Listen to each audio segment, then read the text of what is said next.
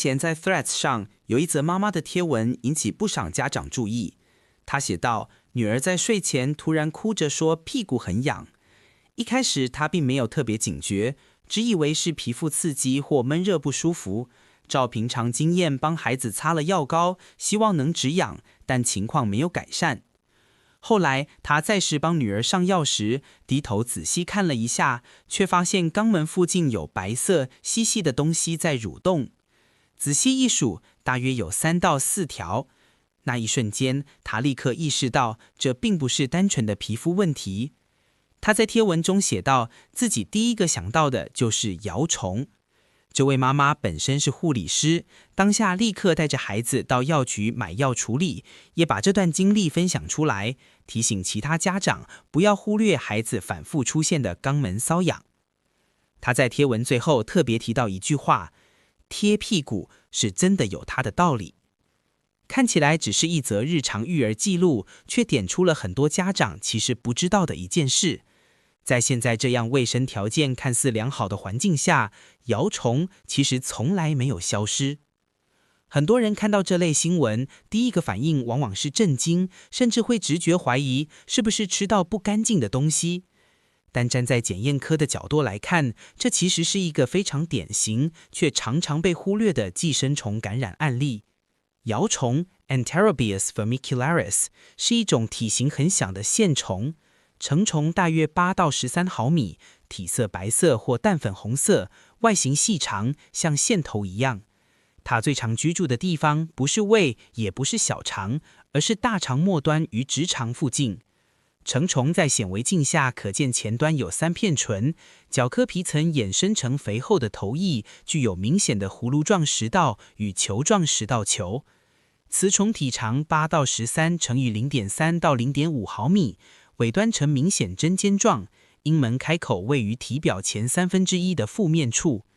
雄虫体长较雌虫小，2到5乘以 0.1 到 0.2 毫米，尾部圈曲，显微镜下可见明显交尾刺。卵呈米粒状不对称，大小约50到60乘以20到30微米，外观像大写字母 D。卵壳厚且无卵盖，透明，内部常可见 U 字形幼虫。虫卵发育速速，感染力高，是摇虫在人群中传播的主要形式。摇虫最麻烦的地方在于，它几乎不会引起明显的肠胃症状。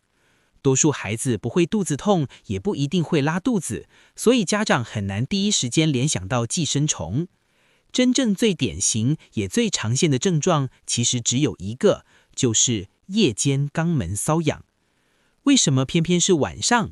答案要从摇虫的生活时说起。摇虫是一种单宿主寄生虫，它的一生从出生、成长到繁殖，全部都只在人体内完成，不需要中间宿主，也不需要土壤或动物。这个循环的起点其实非常日常。当孩子接触到被虫卵污染的手、衣服、床单、毛巾、玩具或桌面，没有确实洗手就把手放进嘴巴，具有感染力的虫卵就会被吃进体内。这些虫卵进入消化道后，会通过胃进入小肠，通常在12指肠附近孵化，释放出幼虫。幼虫在肠道内慢慢成长，接着往下移行，进入大肠，主要聚集在盲肠、结肠与阑尾附近，在那里发育成成虫，并完成交配。交配后，雄虫很快死亡，随粪便排出体外。真正造成症状的是受精后的雌虫。当雌虫体内充满虫卵时，它会在夜间宿主于睡时，肛门括约肌放松的时候，主动爬出肛门，在肛门周围的皮肤皱褶上产卵。产卵时分泌的胶状物质会强烈刺激皮肤，造成明显的痒痂。孩子在睡梦中忍不住去抓，虫卵就粘到手指与牙脊缝里。隔天吃东西、揉眼睛、咬牙趾，虫卵又会被吃回体内，形成所谓的自体重复感染。这也是为什么摇虫感染不是从大自然来，而是在人与人之间循环。它在环境中唯一存在的形式，就是从人体排出后，短暂停留在我们生活周遭的虫卵。也因为这样，摇虫的检查方式跟大家想象中的验粪便其实不一样。很多人会问，寄生虫不是都验粪便吗？但摇虫的重点从来不在粪便里，而是在肛门周围。最标准也是最实用的检查方式叫做摇虫贴片检查，或称为肛门胶带擦拭法，也就是大家俗称的贴屁股。这个检查要找的不是成虫，而是虫卵，而时间点非常关键，必须在早上起床后，还没上厕所、还没洗澡之前进行。做法很简单，用专用贴片或透明胶带，将有粘性的那一面直接对准肛门口，用手指按压几下，再撕起来贴回载片送检。因为摇虫是在夜间产卵，这个时候最容易抓到证据。临床上通常会建议连续采样2天甚至3天，因为只做一次很容易刚好没粘到而漏掉。很多家长常犯的错误是在贴片前先把屁股清洗得很干净，反而把最重要的虫卵洗掉，导致检验结果呈现阴性。在台湾，小学生其实都有固定接受摇虫筛检。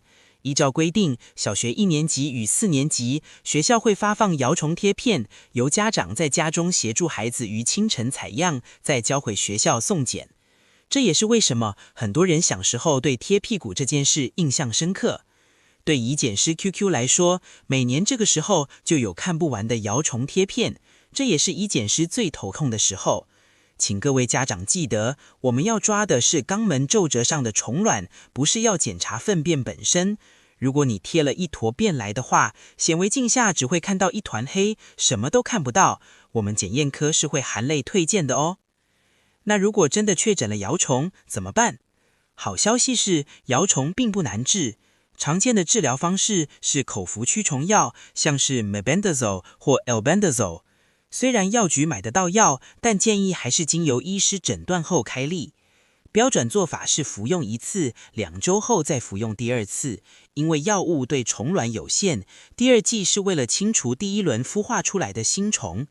而且很重要的一点是，只治疗孩子通常不够。只要是同住家人，尤其是有密切接触的，常常会建议一起服药，否则很容易反复感染。药物只是治疗的一半，另一半是生活习惯。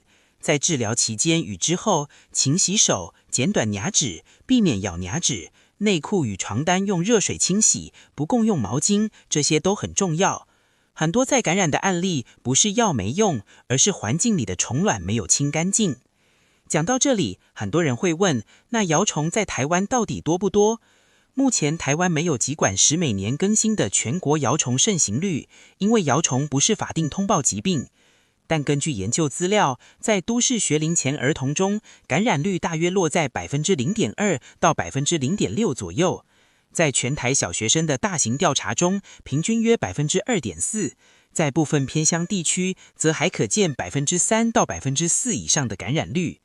整体的趋势是下降的，但摇虫从来没有消失。如果你听到这里，家中有孩子最近晚上睡不好，一直抓屁股，与其容腹擦药，不如直接和医师讨论摇虫贴片检查。如果你喜欢这种用真实案例从检验角度带你看懂疾病的内容，记得订阅小小观察大大检验，按赞，开启小铃铛。我是医检师 QQ， 下支影片我们再一起检验那些看不见但生活中很常遇到的风险。